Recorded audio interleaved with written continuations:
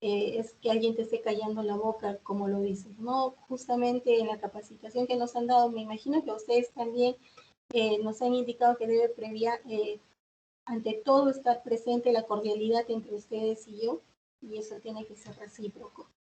¿Ok? ¿Qué necesitas decir?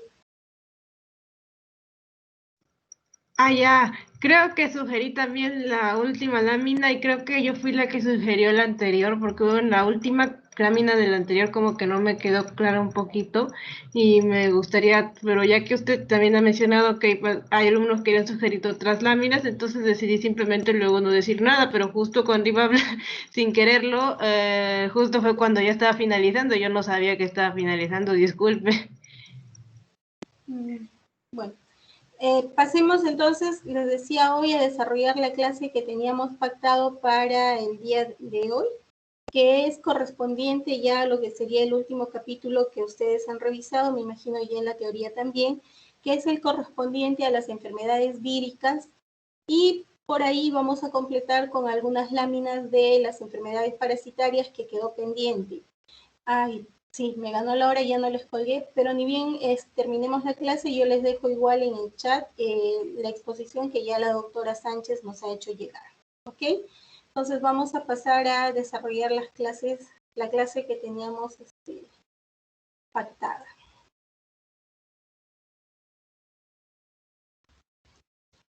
Listo, ¿están viendo mi pantalla? ¿Sí? ¿No hay problema con eso? Sí, doctora, sí se ve. Ok, gracias. Entonces, como les decía, hoy desarrollamos la práctica número 12, ya que correspondería a lo que son las enfermedades víricas y completamos con algunas enfermedades parasitarias. A ver, en la primera lámina que ustedes tienen allí, bueno, yo los voy a ayudar porque la verdad es un poquito complicado que ustedes hagan el diagnóstico de órgano, ya que es una lámina que muestra bastantes características de la patología que vamos a describir. Pero hay estructuras, sin embargo, si ustedes se acuerdan la metodología que usábamos para empezar a describir las láminas, entonces tenemos algunas estructuras que nos permiten identificar el órgano que vamos a describir. Y una de ellas es esta de acá, por ejemplo, esta de acá, que correspondería a un conductillo. ¿Ya? Esto de acá correspondería a un conductillo. ¿Qué conductillos hemos visto? El conductillo biliar, ¿ya? Y por acá tendríamos a los hepatocitos. Entonces, con esas características, ustedes podrían llegar al diagnóstico de que esta es una lámina que, permítanme un momentito, justamente están escribiendo en el... No, pensé que era algo de... porque es un aviso del curso. Ya. Entonces, con esos criterios que les acabo de describir, ustedes podrían llegar al diagnóstico de órgano de que esto es un corte de hígado, ¿ya? De hígado. ¿Qué nos ayuda a hacer el diagnóstico? Les repito esta estructura de acá, que es un conductillo biliar. Si hablamos de un conductillo biliar, estamos hablando de que estaríamos dentro de lo que es el espacio porta. Entonces, esperaríamos encontrar estas otras estructuras que vienen a ser la vena. Acá hay otro conductillo, por acá hay otra vena, porque ya les digo, está afectado por patología, no llego a ver la arteriola, pero probablemente esté cubierta por todo este infiltrado inflamatorio. Y además, aquí adyacente tenemos un foquito donde se ven a los hepatocitos. Con todo eso, decimos que esto es un corte de hígado. Ya acá en una visión panorámica también podemos ver acá los hepatocitos. A mí me sirve esta visión panorámica y espero que con el tiempo, cuando ustedes adquieran práctica, también les sea fácil reconocer este aumento. Si no, tenemos el otro a mayor aumento que igual les permite identificar esas estructuras. Acá en la imagen panorámica tenemos por este lado hepatocitos, por este otro lado también tenemos hepatocitos. Por aquí tenemos a los conductillos. Acá hay un conductillo, acá hay otro conductito, esta de acá vendría a ser la vena, acá hay una arteriola, ¿ya? Entonces, con todo eso, yo llego al diagnóstico de órgano del hígado. Como ustedes verán, esta muestra es bastante pequeñita porque como ya hemos, bueno, creo que no llegamos a repasar, pero en el estudio histopatológico tenemos diferentes formas de obtener las muestras. Una de ellas es la que estamos viendo, que es la biopsia por aguja de Trucut. ¿Ya? Es una aguja que más o menos tiene unos 2 milímetros de diámetro que permite obtener un cilindro de tejido para poder ser estudiado en algunas patologías, porque es al ser una patología que está afectando a una persona que está viva, bueno, pues no se le va a someter a un procedimiento quirúrgico para tomar una biopsia, incisión o escisión. Estas biopsias, incisión o escisión se toman cuando ya son lesiones un poquito más grandes, bien circunscritas, que tienen ciertas características que le permiten al cirujano identificar que puede hacerse una exéresis de esta lesión y se puede estudiar o se puede obtener una muestra más grande. En el caso, esta es una biopsia por Trucut, les decía. Otra forma de obtener muestras de hígado es también con guía tomográfica o puede hacerse por punción percutánea para estudiar células mediante citología, que en el caso de la patología inflamatoria no se usa, la citología se usa más para la patología tumoral. Ya, como ustedes han visto, ya hasta ahora me imagino que reconocen bien, esta es una lámina que está coloreada con hematoxilina y eosina, ¿ya? Y el diagnóstico de esta lámina es un cuadro inflamatorio correspondiente a hepatitis, ¿ya? Esta es una hepatitis. Entonces vamos a pasar a repasar un poco de lo que son las hepatitis. Las hepatitis son enfermedades inflamatorias que van a comprometer de forma difusa el parénquima hepático, ¿ya? De forma difusa porque como ustedes están viendo va a afectar a lo que son los lobulillos como tal, el parénquima, hay compromiso también de los espacios porta, entonces afecta en forma difusa. Ahora, no es lo indicado cuando uno tiene justamente una lesión focalizada hacer este tipo de diagnóstico. Por más que uno encuentre infiltrado inflamatorio, pero que está bien definido, que está bien localizado, entonces ese diagnóstico no corresponde a hepatitis. La primera característica es que el compromiso debe ser de forma difusa de todo el parénquima hepático, ¿verdad?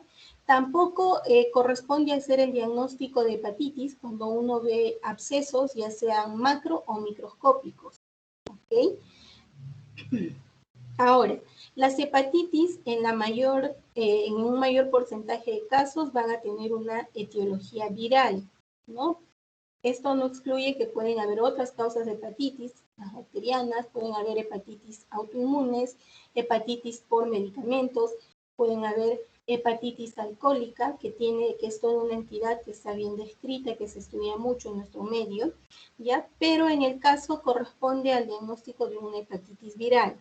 Ahora vamos a mencionar sus características. Como ustedes saben, las hepatitis virales van a estar causadas por virus hepatotrópicos, así se llaman, virus hepatotrópicos, o pueden también en algunos casos ser causadas por algunos otros virus, como por ejemplo el citomegalovirus, el herpes o algunos otros patógenos, como me imagino han visto ahora en la teoría. Estos virus van a afectar en el transcurso de enfermedades sistémicas, ¿verdad? Como en el caso de la mononucleosis infecciosa. Pero lo normal, si hay una afección solamente del hígado, es que esté causada por una familia de virus hepatotrópicos, dentro de los cuales se encuentran varios subtipos, ¿verdad? Ustedes han escuchado del virus de la hepatitis A, el virus de la hepatitis B, el virus de la hepatitis C, el virus de la hepatitis D, cada una con sus características propias que vamos a ir describiendo. Entonces, en cuanto a la clínica, en cuanto a las formas clínicas de estos cuadros de hepatitis, vamos a tener que puede presentarse como una infección subclínica sin ninguna sintomatología, ¿ya? Pero también pueden haber formas clínicas que se van a autolimitar, acuérdense, como son cuadros virales, pueden haber casos de hepatitis autolimitadas, que pueden presentar algunos síntomas como por ejemplo ictericia, denominándose una hepatitis ictérica. También pueden haber casos de hepatitis sin ictericia o pueden haber colestasis, signos de colestasis, ¿sí?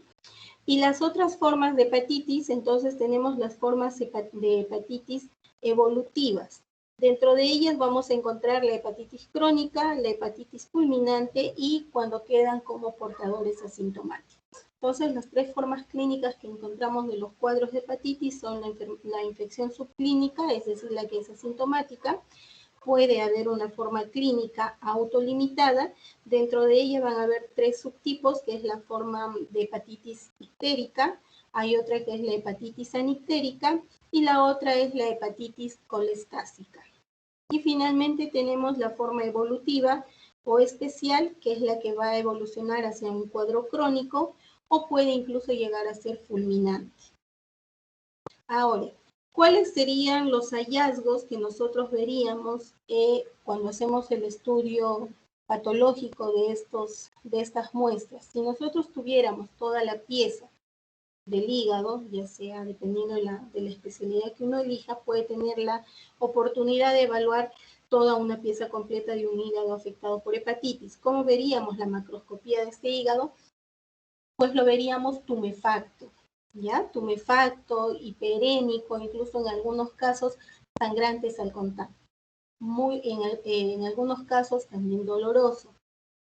Ahora, en cuanto a la microscopía, que es lo que nos compete, que vayamos a revisar ahora con las láminas aquí, entonces vamos a tener diferentes tipos de presentaciones, sobre todo de acuerdo al tipo de virus que va a producir la hepatitis.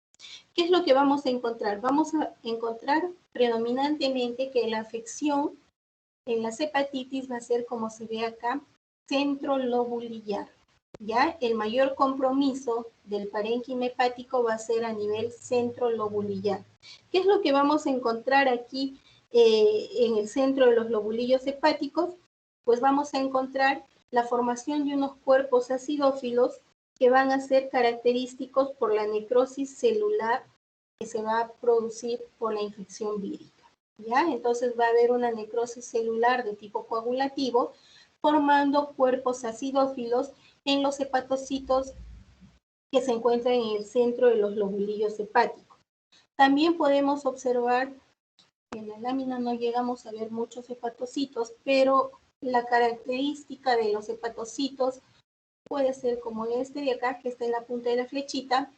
Acuérdense cuando nosotros describíamos las características del hepatocito es que el hepatocito tenía una forma poliédrica, ¿verdad? Una forma cuboidal, era como un cuadradito. Pero ¿qué sucede? En la hepatitis, al estar afectados estas células por los virus, entonces estos hepatocitos van a tener una forma redondeada como un balón. A eso se llama balonización celular. Es otro criterio que nos ayuda en el diagnóstico. Entonces ya vamos viendo. Primero un compromiso difuso, vamos a ir repitiendo, un compromiso difuso del parénquima, pero que va a tener predominio a nivel centrolobulillar. Acuérdense qué estructura está en el centro del lobulillo. Está la vena centrolobulillar, ¿verdad? Entonces, los hepatocitos que están alrededor de la vena centrolobulillar son los que se van a afectar más, incluso llegando a sufrir necrosis, formando cuerpos acidófilos. El resto de los hepatocitos del lobulillo van a tener esta forma redondeada, ya semejando un balón, y a eso se llama balonización celular. Este de acá también, miren, está redondito, ya está de bordes redondeados, con un citoplasma mucho más clarito, ya con un citoplasma más claro. Eso se debe a que hay acumulación de glucógeno en el citoplasma de esta célula. Hay acumulación de glucógeno, lo cual hace que se redondee, es decir, que tenga, que se caracterice, que forme estas células balonizantes. ¿Qué más vamos a encontrar en la hepatitis? Pueden haber necrosis, se llaman necrosis en sacabocado, ¿ya? Es una necrosis lítica que puede tener la forma en sacabocado, se dice porque tiene una forma triangular con la base dirigida hacia la periferia. Ahora, los mecanismos por los que se produce la lesión de estos hepatocitos no están del todo bien dilucidados, pero se postula, se plantea que pueden tener un origen inmunológico, ¿sí? Ahora, como ustedes están viendo, otra característica que va a predominar en estos cuadros inflamatorios es lo que ustedes ya han podido identificar, son estas células, ¿sí? Que corresponden a un infiltrado inflamatorio mononuclear, porque es una enfermedad de etiología vírica, mononuclear, predominio mononuclear, que va a estar constituido fundamentalmente por linfocitos. Ahora, en algunos casos puede acompañarse también de histiocitos, ¿sí? También, acuérdense, el hígado es un órgano que se regenera. Por tanto, si estos hepatocitos están siendo dañados por un proceso inflamatorio que les está produciendo necrosis, es decir, muerte celular, los hepatocitos que quedan van a empezar a tratar de reparar esta lesión. Por tanto, nosotros vamos a poder observar también signos regenerativos. ¿A qué llamamos signos regenerativos? A las mitosis. ¿Ya? Entonces podemos observar en la imagen, no llego a observar una mitosis, pero por ahí si tuviéramos probablemente cuando ustedes observen la lámina con los links que les hemos dejado y se puedan mover por distintos campos, puedan llegar a ver las mitosis. Ustedes ya saben identificarlas. Acuérdense, cuando hemos visto cáncer, hemos visto cómo se observan las mitosis. Igual se ven acá, pero en este caso es un signo regenerativo. Y también, si los hepatocitos están intentando regenerarse, están entrando en mitosis, es decir, en división celular, podríamos encontrar hepatocitos binucleados. ¿Ya? Podemos encontrar hepatocitos binucleados. Entonces, todas esas son las características que a nosotros nos ayudan a hacer el diagnóstico histopatológico de una hepatitis viral. Ahora, les decía que el último estadio de las hepatitis es la forma evolutiva, ya que puede tener incluso una forma fulminante. Entonces eso va a estar asociado a que nosotros podríamos encontrar, si tuviéramos este caso, esta evolución de este cuadro, podríamos encontrar una necrosis masiva. Ya no esos poquitos de necrosis en sacabocado que les describía, o las necrosis de los hepatocitos aislados, sino podríamos encontrar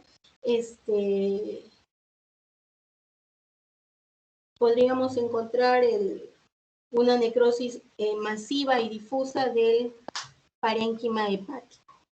¿Ya? ¿Hay alguna pregunta, alguna duda hasta aquí? ¿No? Doctora, buenas tardes. ¿Podría señalar de nuevo los cuerpos acidófilos? Ya, no, los cuerpos acidófilos no se los señalé, ya, porque, a ver, lo que pasa es que aquí en el infiltrado sí se llegan a ver, no sé, yo les señalo, voy a buscar, a ver, permíteme uno, aquí en donde está mayor aumento para que lo reconozcan. No. Pero, a ver, los cuerpos acidófilos se ven intensamente, se ven como unos hepatocitos bien coloreaditos de rojo, ¿ya? Bien coloreaditos de rojo.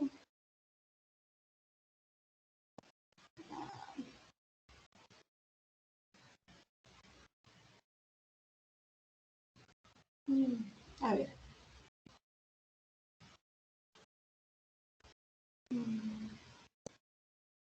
Mira, tendríamos que ver un hepatocito. En el campo no lo llego a distinguir bien, pero más o menos tendrías que ver como este de acá. No sé si llegas a ver la punta de mi cursor. Sí, doctora. Mira, es un hepatocito que está disminuido de tamaño, es un hepatocito más pequeño porque está sufriendo necrosis. Entonces, tendrías que tener esas características. Un hepatocito más pequeño con un citoplasma mucho más eosinófilo que el resto de los hepatocitos que lo rodean. Esos son los cuerpos acidófilos, ¿ya? Y lo otro que yo les señalaba, que era esto de acá, eran las células balonizantes. De repente te has confundido con eso. Yo señalé, no había señalado los cuerpos acidófilos, pero bien que me preguntabas, vendría a ser este, ¿ya? Y las células en balón, las balon cells, son estas, que tienen la forma redondeada. Acá también se puede observar esta de acá, Ya es un hepatocito que tiene una forma redondeada y que tiene un citoplasma, es la contraparte del otro, ¿no? Este tiene un citoplasma más clarito, más pálido, porque está acumulando glucógeno, ¿ya? Entonces, tenemos a los cuerpos acidófilos, que son los hepatocitos que están necrosándose, que por eso están más chiquitos, con el núcleo más pignótico, y el citoplasma más eosinófilo. Y tenemos las balloon cells, que son hepatocitos de bordes redondeados y citoplasma mucho más clarito, que incluso si ustedes tienen los ojos ¿qué les digo? Bien despiertos, entonces van a llegar a ver que en el citoplasma de este hepatocito del balloon cell vemos como unas microgotitas, ¿ya? Como unas microvacuolitas. Esa es la característica de las balloon cells. ¿Alguna otra pregunta? Gracias, doctora. Ok, ¿alguna otra pregunta que quieren que les muestre o les aclare acá? ¿No? Listo. Si no hay más preguntas respecto de esa lámina, entonces pasamos a la siguiente. Si no, igual al final me dicen y regresamos. Ya, hoy solo tenemos 5 láminas que están sencillitas de ver. Esta otra lámina, la segunda lámina, ustedes ya han podido identificar que corresponde a una mucosa, ¿verdad? ¿Por qué mucosa? Porque acá tenemos epitelio poliestratificado plano. Ya acuérdense, la célula que le da el nombre es la de la capa más superficial, entonces acá hay células planas en su capa superficial. Entonces es un epitelio poliestratificado porque tiene muchas capas, plano porque la capa más superficial es plana, y decimos que es una mucosa porque no le vemos queratina, ¿ya? No le vemos queratina. Si ustedes me mostraran esta sola lámina así como está, sin más, aquí se ha cortado la lámina, es un defecto de procesamiento. Pero si ustedes me mostraran solo esto, yo podría decirles hasta ahí que es una mucosa. Nada más, puede ser oral, esofágica, cervical, ¿ya? Pero aquí yo tengo otras características que me ayudan a hacer el diagnóstico, que esto es un corte de mucosa del cuello uterino, ¿ya? Una mucosa del cuello uterino, porque acá estoy viendo estroma de esa región. Entonces tenemos una mucosa con estroma, rico en fibroblastos y tejido fibroso, y nos hace el diagnóstico de órgano de cuello uterino. ¿Ya? Esto es una biopsia de un cuello uterino. Entonces, coloración, coloración ya ustedes saben, hematoxilina y eosina, ¿sí? Y el diagnóstico que vamos a tener acá, ¿qué tendríamos que evaluar si nosotros tuviéramos nada más esta lámina? Ustedes no me dicen mucho, entonces tendría que empezar a hacer la evaluación. Lo primero que nosotros como patólogos, lo primero que determinamos cuando nos llega una biopsia, una pieza quirúrgica, una muestra citológica, es que tenemos que definir qué tipo de patología estamos viendo, ¿ya? Y lo primero que nos llama a los patólogos es la patología tumoral. Entonces nosotros tenemos que definir acá si esto tiene características de un proceso neoplásico. Si decimos que sí, entonces vamos a ir a definir un proceso neoplásico benigno o un proceso neoplásico maligno. ¿Ya? Entonces vamos viendo, miren cómo vamos haciendo el algoritmo de diagnóstico. Primero, ¿es neoplásico o no? Si es neoplásico, ¿es benigno o es maligno?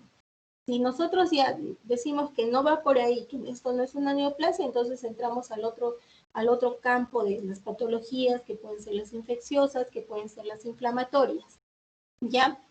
Esa es otra pregunta que ustedes han hecho bastante. ¿Cómo definimos la etiología? Si es una patología infecciosa, ¿cómo definimos al germen? ¿Cómo definimos al agente etiológico? En algunos casos, por las características que nos da el tejido, podemos hacer esa definición. Pero si nosotros queremos ser específicos en cuanto a la determinación del microorganismo, entonces hay coloraciones especiales. ¿Ya? Por ejemplo, si yo quiero ver si hay tuberculosis, le haré una coloración de Ciel-Nielsen que me va a pintar al Mycobacterium tuberculoso.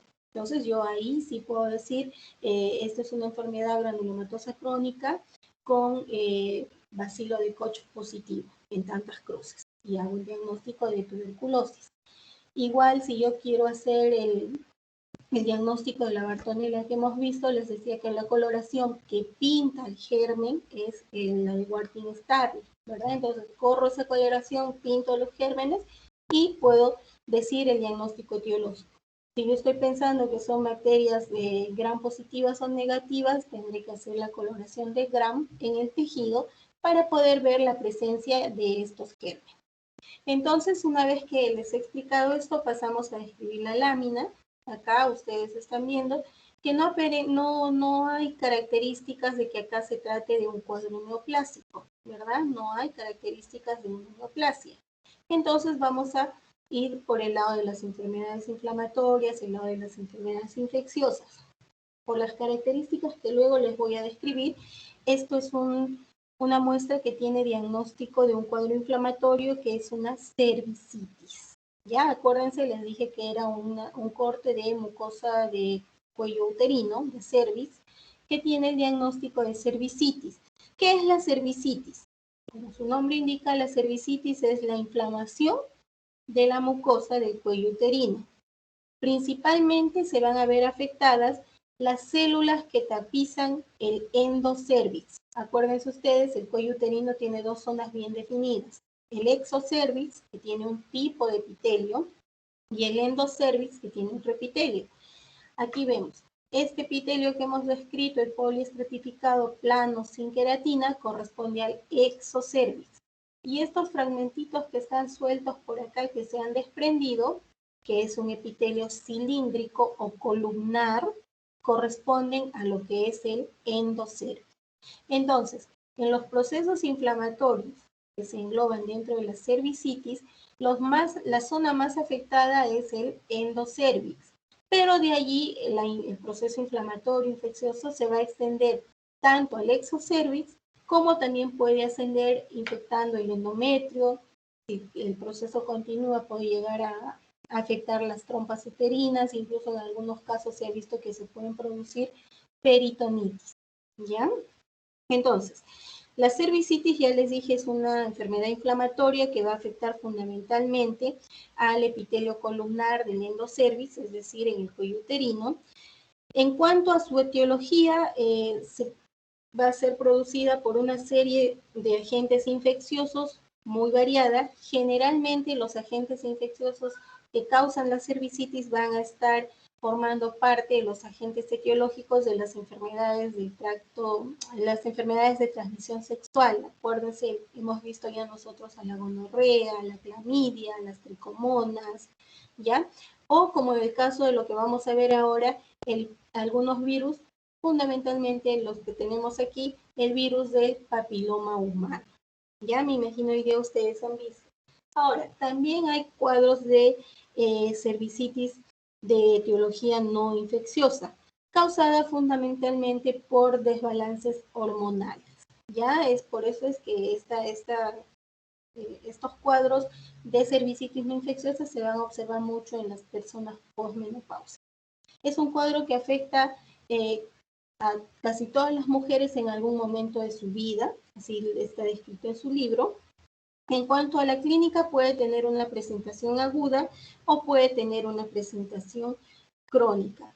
En la mayoría de los casos, estas cervicitis van a ser cuadros asintomáticos o van a tener síntomas inespecíficos. Puede haber un aumento del flujo vaginal, pueden haber hemorragias intermenstruales con las características bien definidas por ese lado, como la metrorragia, menorragia y demás. Pueden haber sangrados postcoitales. Entonces, un cuadro inespecífico, variado, porque con esa clínica difícilmente llegamos al diagnóstico de cervicitis, ¿verdad? Para que nosotros lleguemos a este diagnóstico, lo que tendríamos que hacer es tomar una muestra de ese exudado cervical que se está produciendo y hacer un extendido que se va a estudiar primero para bacteriología, ¿no? Para tratar de identificar algún germen infeccioso que puede estar causando este cuadro. Ya les dije, dentro de ellos podemos identificar al microscopio a los gonococos, las clamidias, las tricomonas, ¿sí? Ahora, Dependiendo de los antecedentes de la paciente, podemos hacer otro tipo de estudios para determinar sífilis, o también podemos ver algunos otros microorganismos en este flujo que podamos estudiar. Si no, vamos a tomar lo que se ve acá, una biopsia de esa mucosa. Pero ojo, estas biopsias tienen sus criterios bien definidos cuándo se deben emplear y cuándo no. No vaya a ser que empiecen a tomarle biopsias a todas las pacientitas con cervicitis. Si nosotros tenemos eso, entonces lo que vamos a ver acá van a ser, primero cuando nosotros hacemos el examen de la paciente a la macroscopía, siempre es importante definir esto de la macroscopía, porque es lo que en su mayoría de ustedes van a poder observar, ¿no? Las características macroscópicas, porque probablemente la mayoría vaya a ser la parte clínica o quirúrgica. Entonces, si ustedes tienen una paciente que acude con esta clínica de flujo cervical, ¿qué es lo que van al examen? ¿Qué es lo que van a ver ustedes? ¿Cómo se va a ver este cuello uterino a la macroscopía? Vamos a ver un cuello uterino edematoso, ya, de una consistencia friable, hiperémico, porque está sufriendo un proceso infeccioso, un proceso inflamatorio, y ustedes ya han descrito muy bien cuáles son las características del proceso inflamatorio. Acuérdense, en toda inflamación hay vasodilatación, ¿verdad? En toda inflamación, porque es así como responde el cuerpo para aumentar el flujo de las células y demás. Ustedes ya han descrito. Entonces, siempre que hay un proceso inflamatorio, vamos a ver edema, vamos a ver hiperemia, ¿sí? ¿Qué más van a ver en este útero? Lo que estamos viendo, lo que les refería, una secreción que puede tener características definidas, puede ser de tipo mucopurulento, puede ser con características especiales como es el flujo de la cándida, por ejemplo, ¿ya? Y alguna otra sintomatología que la paciente pueda ir refiriendo, también se puede traducir en los hallazgos macroscópicos que ustedes vayan a hacer. Una vez que ya han hecho el examen, ya han visto este cuello, les repito, edematoso, hiperémico, tumefacto, de una consistencia más friable, más blandito, y además ven flujo, entonces van a proceder a hacer la biopsia, si el caso lo ameritara, y lo que tendríamos es lo que estamos viendo acá. Habría una espongiosis, así se llama este fenómeno que ustedes están viendo acá. Una espongiosis epitelial. ¿Qué quiere decir? Cuando hablamos de espongiosis es porque este epitelio tiene la forma como de una esponja. Ustedes han visto una esponja alguna vez, han cortado una esponja y han visto como que tuviera unos espacios, ¿verdad? Como un micro panal de abeja, así con unos espacios chiquititos cuando cortan la esponja. Y no les da esa idea este epitelio, no se debería ver normalmente así, ¿verdad? Deberíamos ver las células más definidas, pero acá estamos viendo que estas células tienen un citoplasma más clarito, que están más redondeadas, dándole la imagen de una esponja, de ahí el nombre. Es una espongiosis epitelial, ¿ya? Además, ¿qué estamos viendo? Que entre célula y célula hay espacio, ¿verdad? Como que están más separadas. ¿Por qué? Porque hay, acuérdense que cuando ustedes hacían el examen, ¿cómo veían ese cuello? Edematoso. Ese mismo edema se ve acá.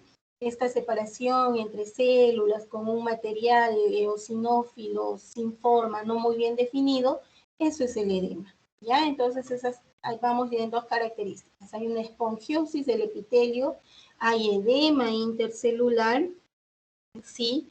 También si nosotros tuviéramos acá, no se hubiera retraído el tejido y pudiéramos ver por debajo del epitelio, veríamos que ese edema incluso se extiende hacia la submucosa, ¿sí? Incluso puede llegar hasta el estroma.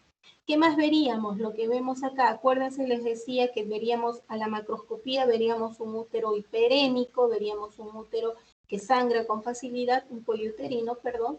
Entonces acá tenemos eso, focos de hemorragia. No sé si logran ver, está acá pequeñito, probablemente había algo más por acá, pero se ha desprendido el tejido, entonces acá tenemos un foquito de hemorragia, ¿ya? Esas características.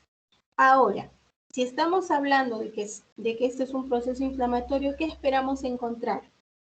Células inflamatorias, ¿ya? Dependiendo de la evolución clínica de la pacientita, si estamos en un cuadro agudo o una probable etiología bacteriana, ¿Qué célula tendríamos que encontrar? Leucocitos polimorfonucleares como los neutrófilos. Si en cambio estamos ante un proceso crónico o un proceso de etiología viral, como es lo que tenemos acá, tendríamos que encontrar un infiltrado inflamatorio de tipo crónico mononuclear, fundamentalmente el linfocito. ¿Ok? ¿Qué más tendríamos que ver? Aparte, podríamos encontrar, dependiendo del germen que esté causando este cuadro, el infiltrado inflamatorio podría tener macrófagos, ya que están empezando a fagocitar los detritus que se están formando, a los mismos microorganismos que están afectando a este cuello uterino, y por ahí en algunos casos podemos encontrar también células plasmáticas. Ahora, dependiendo de del germen, acuérdense, por ejemplo, cuando yo les hablaba de la gonorrea, ¿qué es lo que hace? Si bien es cierto, se deposita en la superficie del epitelio, pero luego empieza a erosionar el epitelio y se mete. Entonces, si nosotros hemos dicho que hay erosión, podríamos encontrar eso. Focos de erosión, focos de necrosis en este epitelio. ¿Ya? Podríamos encontrar focos de necrosis. Y a su vez, si ya nosotros tenemos focos de necrosis, dependiendo de la evolución del cuadro, tendríamos que encontrar a veces tejido de granulación. Ya acuérdense ustedes, en sus informes han definido lo que es el tejido de granulación. Es un tejido que intenta reparar, está formado por células inflamatorias, fibroblastos, neovasos y demás. Entonces, ese tejido de granulación de reparación también podríamos encontrar dependiendo de la evolución de este cuadro. Ahora, aquí nosotros tenemos algunas características que nos ayudan a acercarnos al diagnóstico etiológico de estas que acompaña esta cervicitis. Y son, a ver, células como la que tienen acá. ¿Logran ver mi cursor? Esta de acá. ¿Sí? Este es un coilocito. Esta otra también. Son coilocitos. Aquí también. Estas células denominadas coilocitos, ustedes ya han visto en la teoría, están asociadas al virus del papiloma humano. Ya están asociadas al virus del papiloma humano. ¿Qué es un coilocito? Un coilocito es una célula epitelial, porque estamos hablando de que está afectando a un epitelio. Es una célula epitelial que va a tener un núcleo, como en este caso, que va a estar rechazado a la periferia, acá igual, no está central, miren, acá está el borde de esta célula y el núcleo está rechazado a la periferia, acá igual está rechazado a la periferia, ¿sí? Que va a tener, este núcleo va a tener bordes irregulares, y sí se nota, ¿verdad? No es un núcleo redondo como debería ser las células del epitelio cervical, sino ustedes están viendo acá que tiene un núcleo irregular, de bordes irregulares, miren, con angulaciones, aumentado de coloración, es decir, está hipercromático, ¿sí? ¿Por qué? Porque la cromatina como que se ha condensado, está hipercromático, este de acá, acá hay otro, miren, un núcleo rechazado a la periferia de bordes irregulares, ¿sí?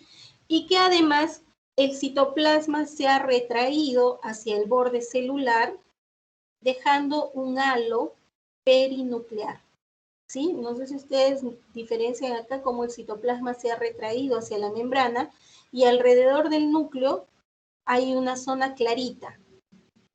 Ese es un halo perinuclear. Esa es la característica del coilocito. Una célula epitelial con un núcleo rechazado a la periferia, un núcleo de bordes irregulares, hipercromático. El citoplasma de esta célula se ha retraído hacia la periferia, dejando una zona clara, transparente alrededor del núcleo, lo que se conoce como un halo perinuclear. Ya acá en la imagen tenemos varios coilocitos, este de acá, este de acá, este de acá.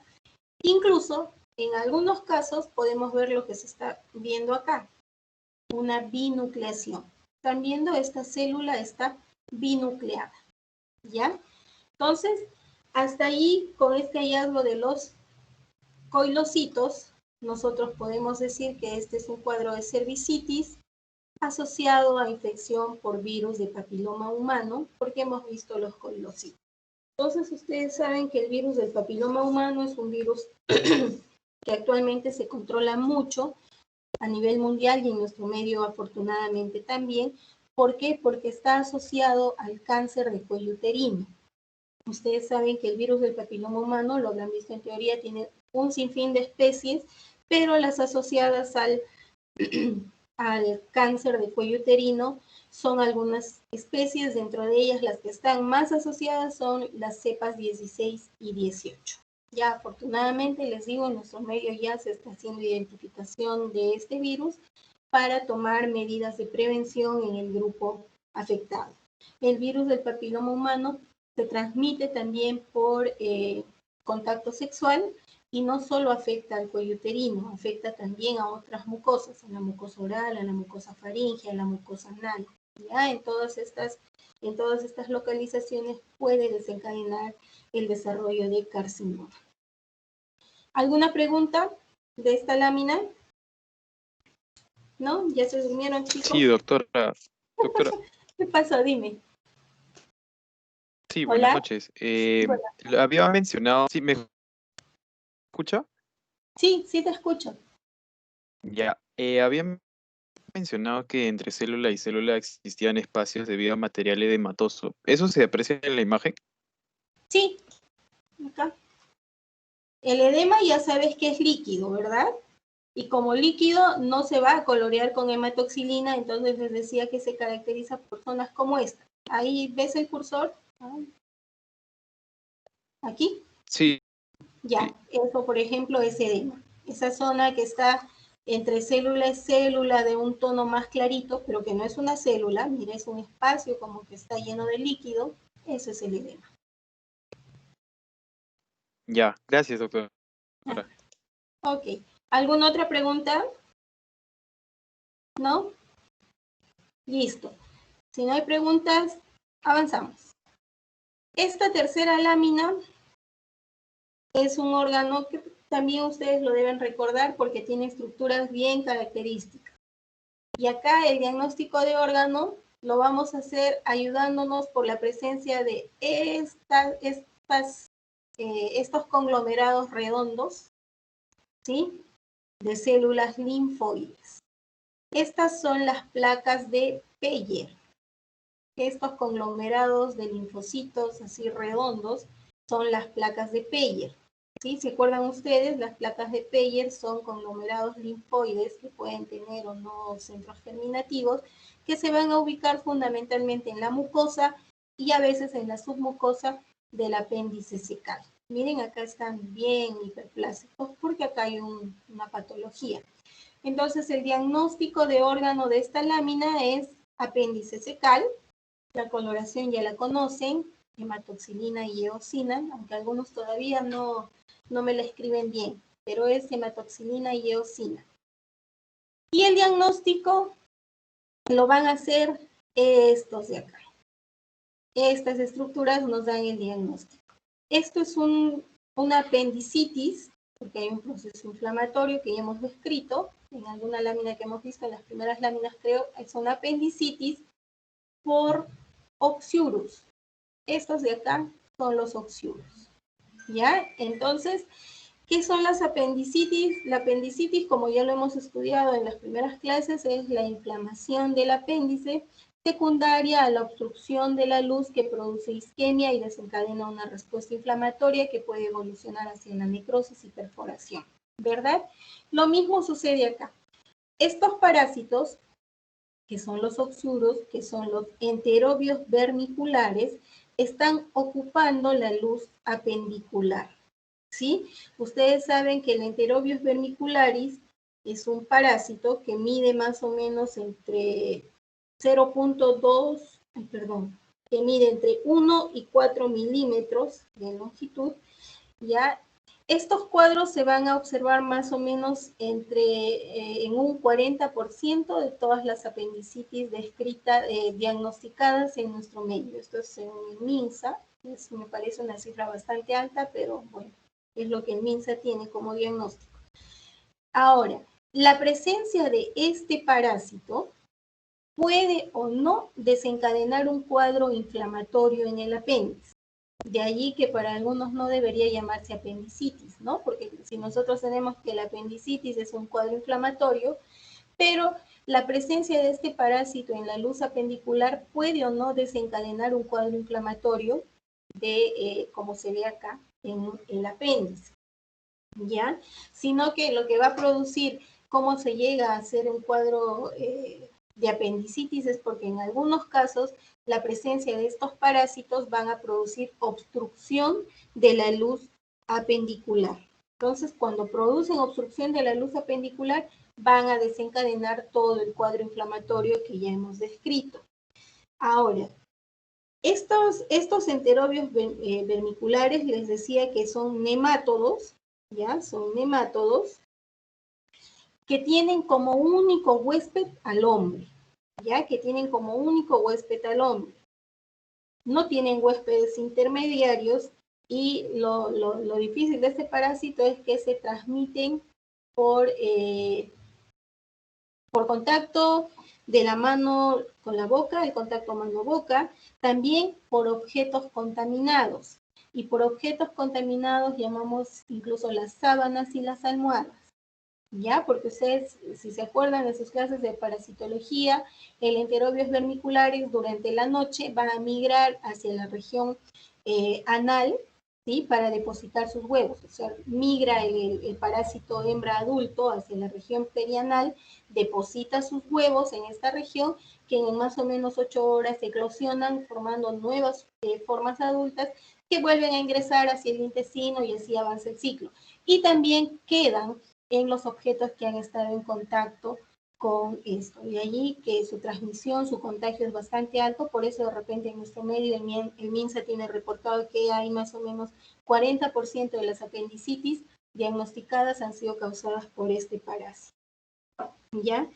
También se puede adquirir, nos podemos contagiar por este parásito por vía inhalatoria, ¿ya? Por vía inhalatoria. Ahora, a la macroscopía, ¿qué es lo que veríamos? ¿Cómo veríamos el apéndice? Ya les digo, dependiendo de las características de la fase evolutiva que tenga este cuadro, ustedes se acuerdan en la primera o segunda clase revisamos apendicitis, ¿verdad? Y entonces ahí veíamos las características que pueden ir desde simples cuadros con edema y congestión, lo característico de la inflamación, hasta cuadros donde ya haya una perforación, con lo cual vamos a ver detritus fibrino purulento que van a estar cubriendo todo el apéndice. En cuanto al parásito, macroscópicamente, ya les dije, miden más o menos el macho entre 1 y 4 milímetros y las hembras entre 8 y 13 milímetros. Ustedes deben acordarse, parásito.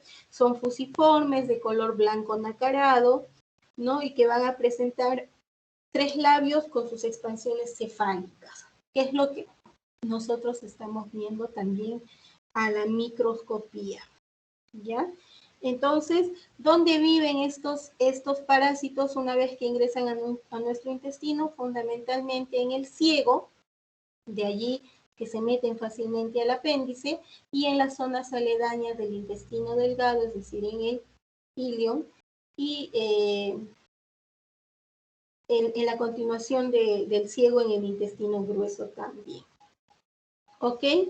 En cuanto a la microscopía, lo que vamos a ver son estas formaciones circulares tapizados por esta pared intensamente eosinófila, que es un corte transversal de un parásito adulto, en cuyo interior vamos a ver estas formaciones redondeadas que son los huevos.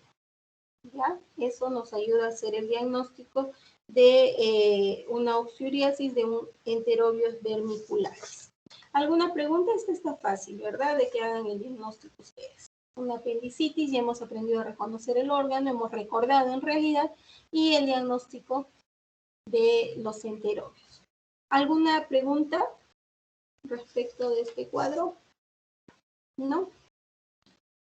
Los otros dos también son sencillos de ver. En esta cuarta lámina, vamos a, aquí sí está un poco complicado de que hagan el diagnóstico de órgano, porque en realidad no hay un órgano. Lo que estamos viendo acá es un corte de un quiste hidatídico, ¿ya? Y ahí ya está el diagnóstico del órgano y el diagnóstico histopatológico. Es un corte de un quiste hidatídico. A ver, ¿qué son los quistes hidatídicos? Los quistes hidatídicos se van a producir por la infección humana que va a estar producida por el Echinococcus granuloso. ¿Ya?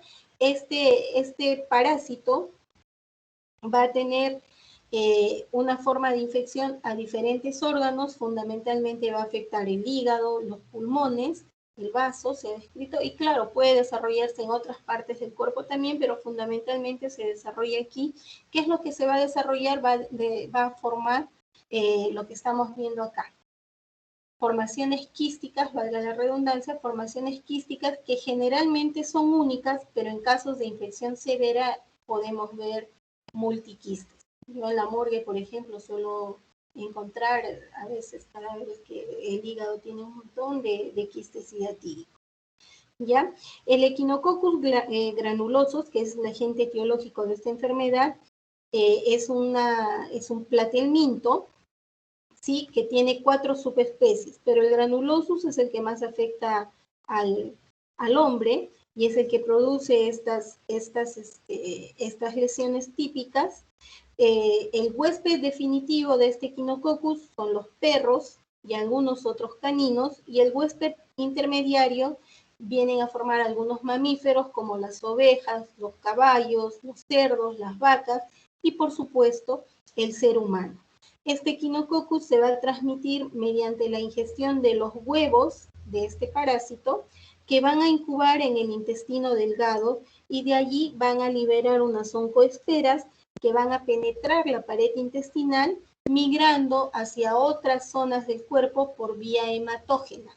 ¿Ya? Entonces, proliferan en el intestino, atraviesan la pared, se meten a los vasos sanguíneos y por allí se diseminan a otras zonas, ya les dije, afectando fundamentalmente el hígado y el pulmón, donde van a desarrollar la formación de estos quistes.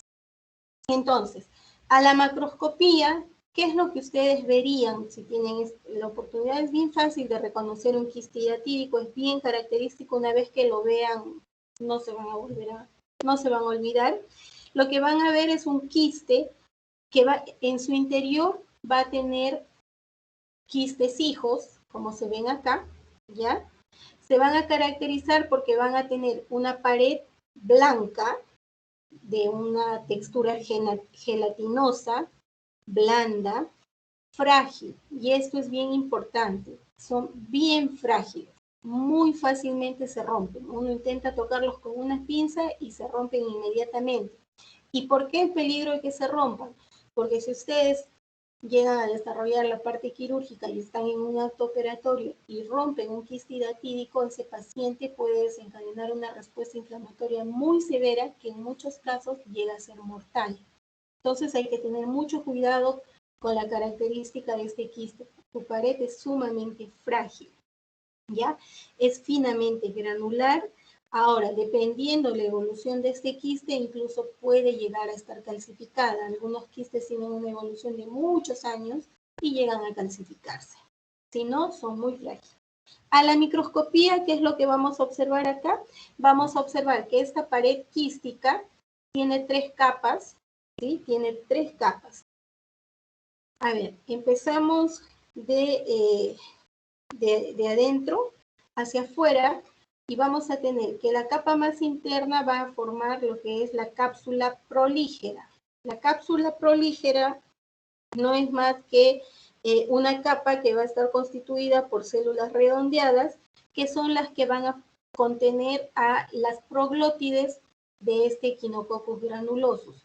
Aquí en la imagen, no sé si ustedes logran ver acá pequeñito, porque ya les dije, la pared es sumamente frágil, es bien difícil hacer la inclusión de estos quistes, pero la capa prolígera va a formar esto, va a formar unas evaginaciones donde va a cobijar, donde se va a desarrollar el parásito, formando este tipo de brotes. Aquí daría la impresión de que todavía está pegado, entonces podría ser, pero si no, acá pequeñito, ¿ya? Esa es la capa prolígera.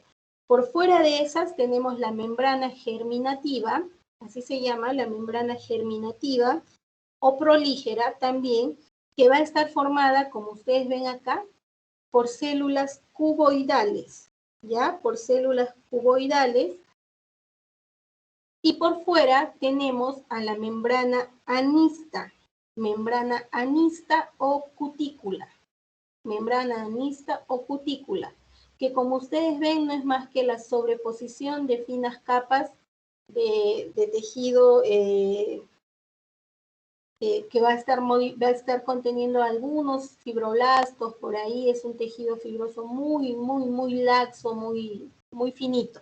¿Ya? Así está formada la capa anista o cutícula.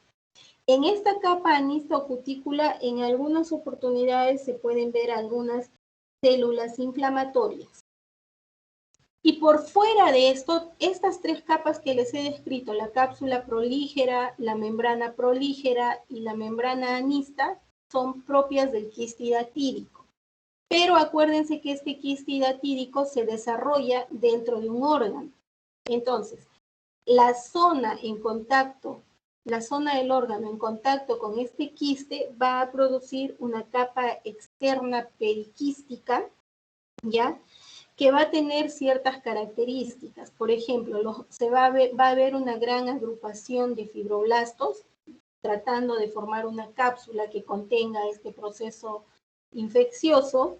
Aquí sí vamos a encontrar en la capa externa periquística, vamos a encontrar células de tipo células inflamatorias. Entre ellas vamos a encontrar células crónicas como los linfocitos, los histiocitos, y también puede haber presencia de eosinófilos. ¿Ya? Presencia de eosinófilos. ¿Qué más? Ahora, el diagnóstico ya les dije, es bien sencillo porque basta con ver las características de la membrana y ya está apoyado, pero lo que hace el diagnóstico es la identificación de estos quistes hijos, donde vamos a observar al parásito. ¿Y cuál es la característica? ¿Cómo se ve al parásito? Como ven acá. Lo característico son estos ganchos.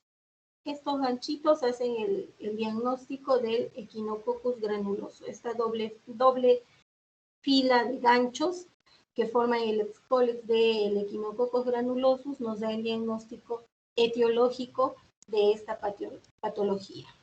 ¿Ya? ¿Hay alguna pregunta al respecto? ¿No? Listo.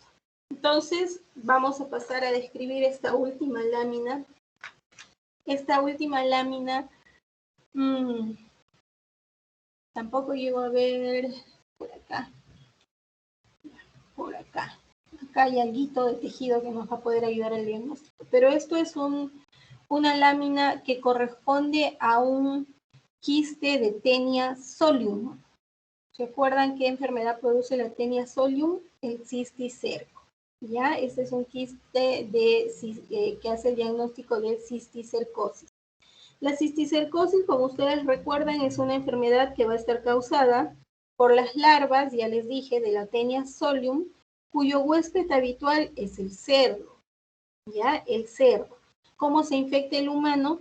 Por el consumo de la carne mal cocida, o cruda en algunos casos, que va a estar conteniendo los quistes de este parásito. También nos podemos infectar por la ingestión de los huevos que van a estar contaminando el agua, por tanto algunos alimentos, o cuando nos lavamos las manos con agua contaminada, o que van a contaminar el suelo.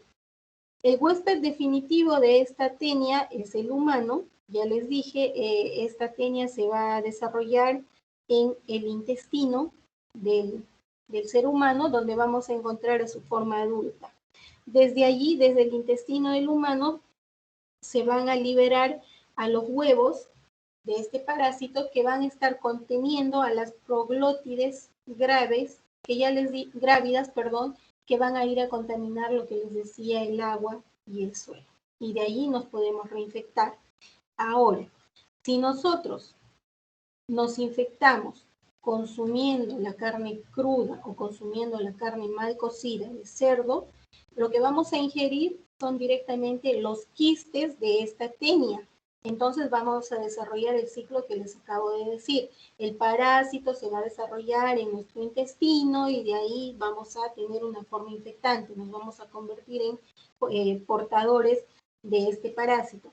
Pero, ¿qué sucede si yo ingiero el huevo de este parásito? Es decir, una fruta mal lavada, una verdura mal lavada o tomo el agua contaminada, voy a adquirir directamente el huevo de este parásito, de la Taenia solium.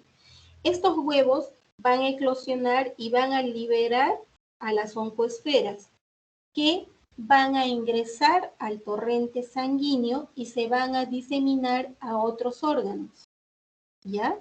Y allí viene el desarrollo de una de las complicaciones más graves del cisticerco, que es la neurocisticercosis.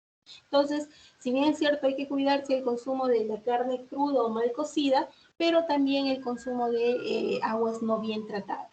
Porque si consumimos estas aguas no bien tratadas o alimentos contaminados, entonces ingerimos directamente al parásito, a los huevos del parásito, que en el intestino van a eclosionar a las oncoesferas, que van a atravesar el epitelio intestinal, van a llegar al torrente sanguíneo y se van a diseminar a otros órganos, fundamentalmente, ya les dije, el cisticerco, perdón, la neurocisticercosis. También hay casos de cisticercosis oftálmica, no sé si ustedes lo han escuchado, ¿ya? El parásito se desarrolla en el ojo y también causa cuadros muy severos, incluso llega a la pérdida del órgano. En la neurocisticercosis el cuadro es bien aparatoso también, dependiendo del área del cerebro donde se vaya a depositar estos quistes, entonces vamos a tener diferentes tipos de sintomatología neurológica. Una de las más frecuentes son las convulsiones, ¿ya?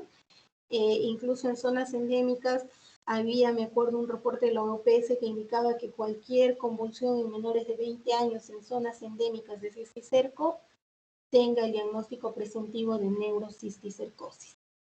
Entonces, macroscópicamente, ¿qué es lo que vamos a ver cuando nosotros tenemos la sospecha de esta patología? Lo que vamos a ver es la presencia de un tumor quístico, ¿ya? Del tumor quístico que va a tener una forma esférica u oval, pequeñito. Dicen que el tamaño es variable, pero generalmente ronda el centímetro de diámetro. Incluso yo he visto más pequeños. Tienen la forma de un granito de arroz. Así es como se ve. De esa característica, porque son blanquecinos, tienen una membrana medio transparente, una membrana blanquecina semitransparente que deja visualizar en una de sus caras internas una zona de mayor condensación, que es donde está contenido la vesícula, que va a tener en su interior al escólex de la Taenia solium. ¿Ya? Entonces tenemos una formación quística y en un extremo, en la pared interna, en un extremo vamos a ver una zona más condensada, que es en ese lugar donde está contenido el parásito.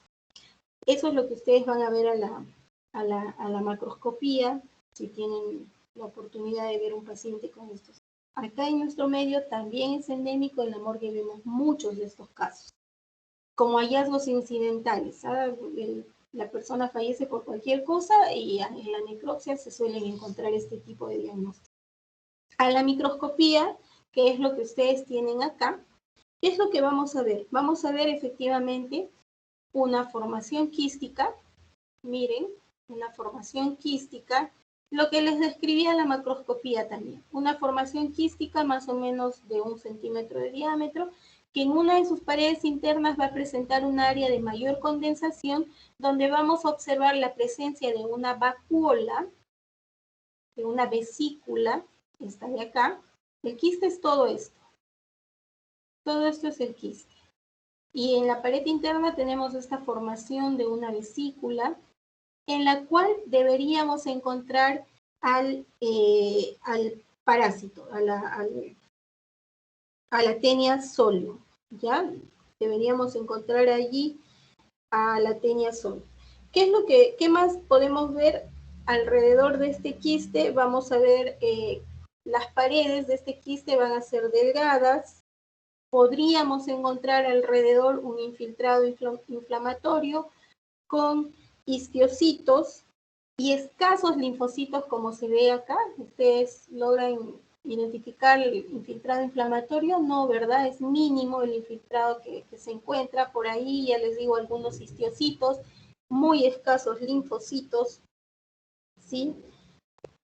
Esas son las características y ya les digo, en algunos casos, no es este el caso, aquí adentro de la vesícula podríamos identificar al parásito de la tenia solo. En el caso no vemos el escolex, no vemos al parásito, solo está ya el quiste. Ahora, dependiendo de la evolución de este cuadro, también podemos encontrar esto, podemos encontrar quistes vacíos.